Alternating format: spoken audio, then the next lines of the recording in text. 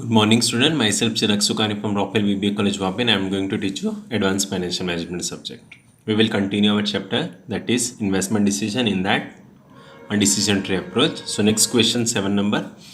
It is asked in March April 2015 as well as March April 2017. Same question in 14 marks. Now, Jagruti firm has an investment proposal requiring outlay of rupees 20,000. The investment is expected life of 3 years का project है and no salvage value. The probabilities assigned to the cash inflow after tax for 3 years are as follow. Okay, तो year 1 2 3 cash inflow probability cash inflow and probability is given.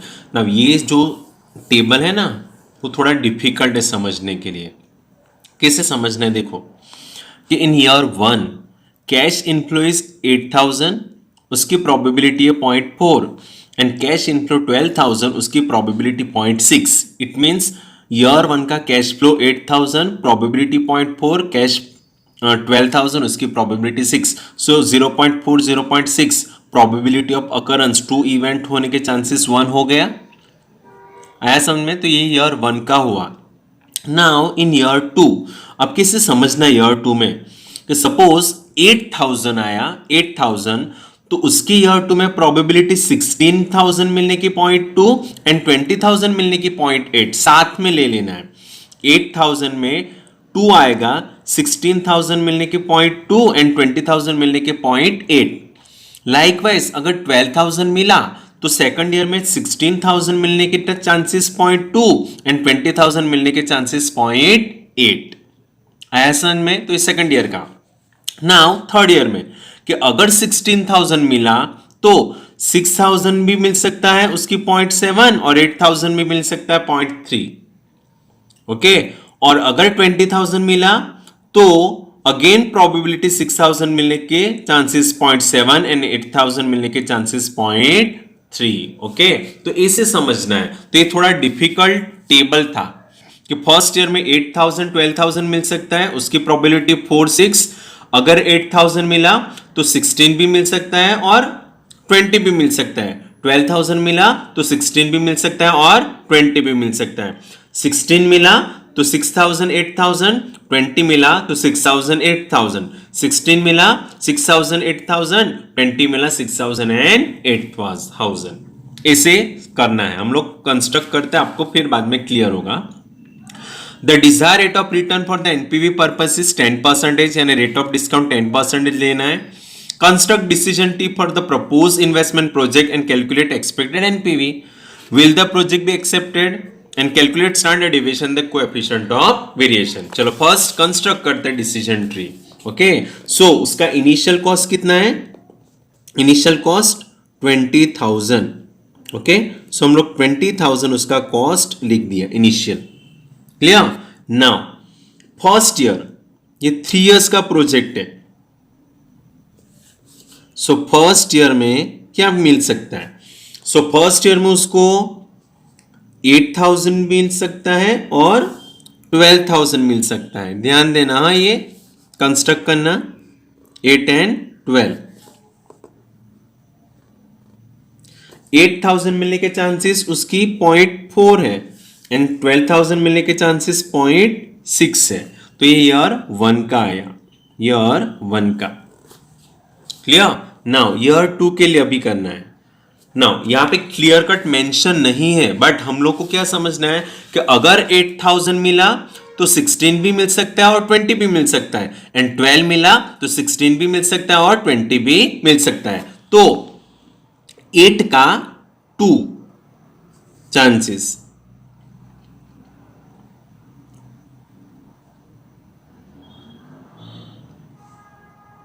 Okay, कितना मिल सकता है? 8 मिला तो 16 as well as 20. 16,000 भी मिल सकता है और 20,000 मिल सकता है. 16 मिलने के चांसेस 0.2 है एंड 20 मिलने के चांसेस 0.8 है.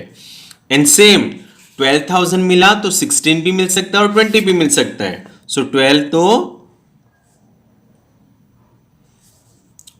16 भी मिल सकता है एंड 20 भी मिल सकता है। ओके, और प्रोबेबिलिटी 0.2 एंड 0.8 है उसकी। ये ईयर 2 का। नाउ नेक्स्ट ईयर 3 का।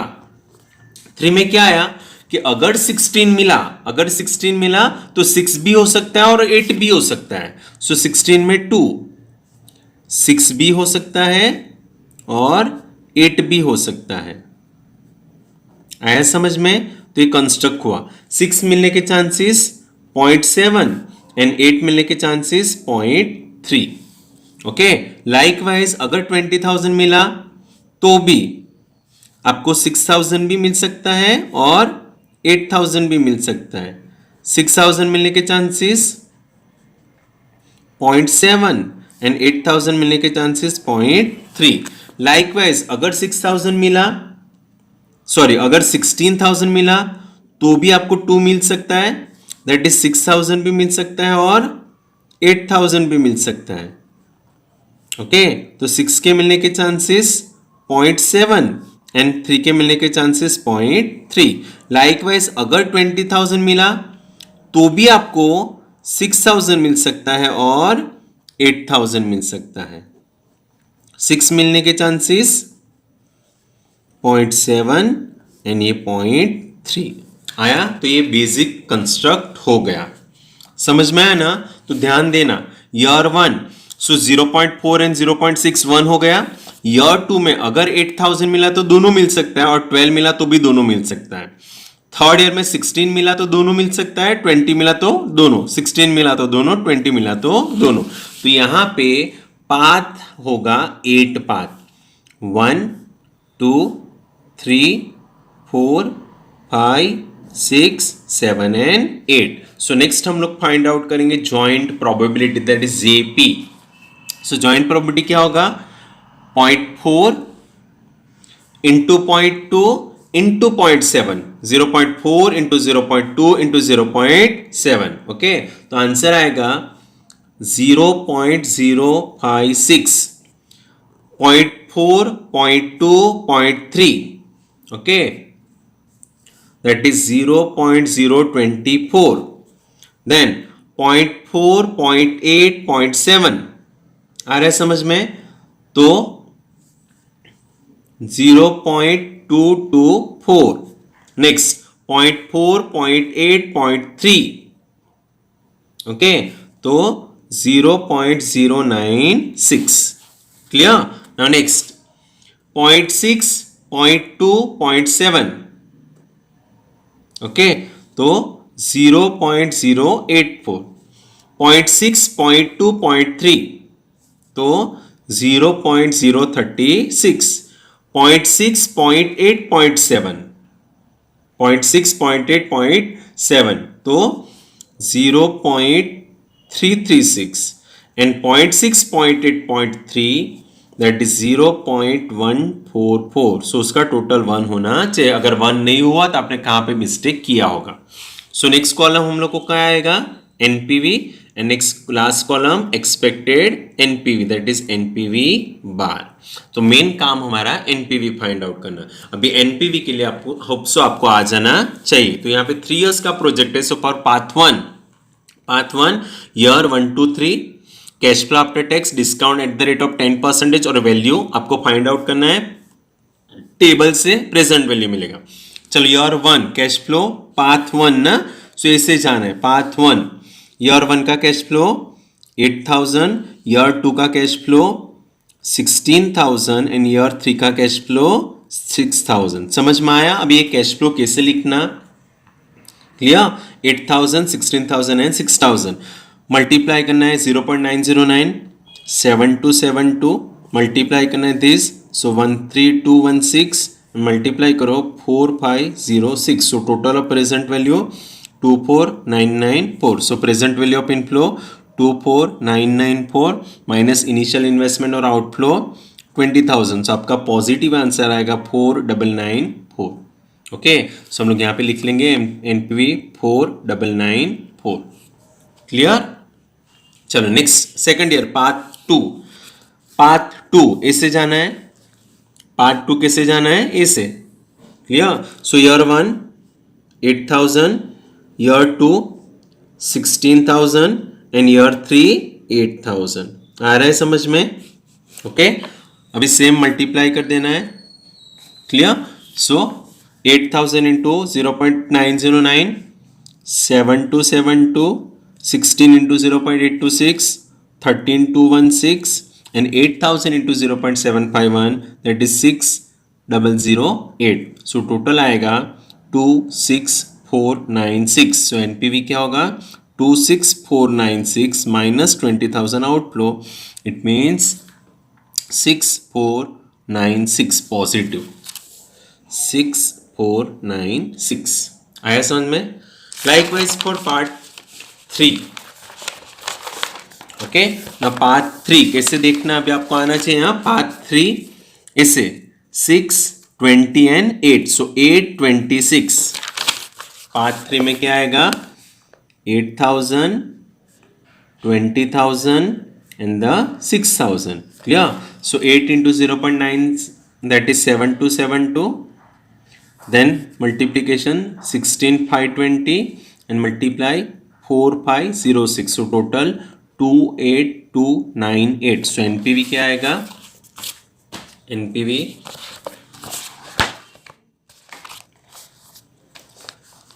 28,298 minus 2,000, sorry 20,000.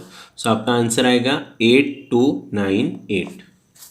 Clear? So third part में 8,298. Now next part 4. So part 4 cash flow कैसे जाएंगे? पार्ट 4 828 यानी 828. Okay, 8,000, 20,000 and the 8,000. Clear? Now 8 into 0.909, 7272, then 16,520 and 8,000 into 0.751, that is 6,008. Clear? So total of this, that is 29800. So NPV 29800 minus 20,000. So कितना आएगा? 9800. Okay. So part 4 9800. Now part 5 6, 16, 12, 12, 16, 6. आया समझ में? So first year में 12, then 12 के बाद 16 and 6, 16 and the 6. So 12 into 0.909, 10908, 16 into 0.826, 13,216, 6,000 into 0.751, 4,506. So total 28630. So NPV 28630 minus 20,000 outflow. तो हमारा NPV 8630 for part 5. 8630. 8630. 6. Part 6 8, 16, 12 यानी 12, 16, 8. 12, 16 and 8. 12,000, 16,000 and 8,000. Clear? So 12 into 0.909, that is 10908. ये ऊपर सब है ही 13216 and 8 into 0.751, that is 6008. So total 30132. So NPV 30132 minus 20,000. So 10,132 again positive. 10,132 positive. Okay. Now part 7 6, 20, 12 and 12, 26. 12,000, 20,000 and the 6,000. Okay. So 12 into 0.909, that is 10,908. 20,000 into 0.826, that is 16,520 and 4,506.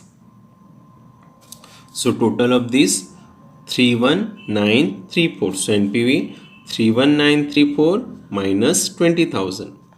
Okay, so 11934 again positive. 11934. 11934.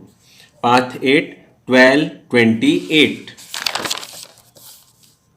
12, 20 and 8. Okay, so 12 into 0.909, 10908, 20 into 0.826, 16520 and 6008. So total 33436. So NPV 33436 minus 20,000. So 13436 13436 आ गया. Clear. Now अभी expected NPV, so multiply करना है simply, joint probability into NPV करना है. सो आपका answer आएगा expected 279.66, 155.90, 1858.75, 940.8, 724.92, 364.75,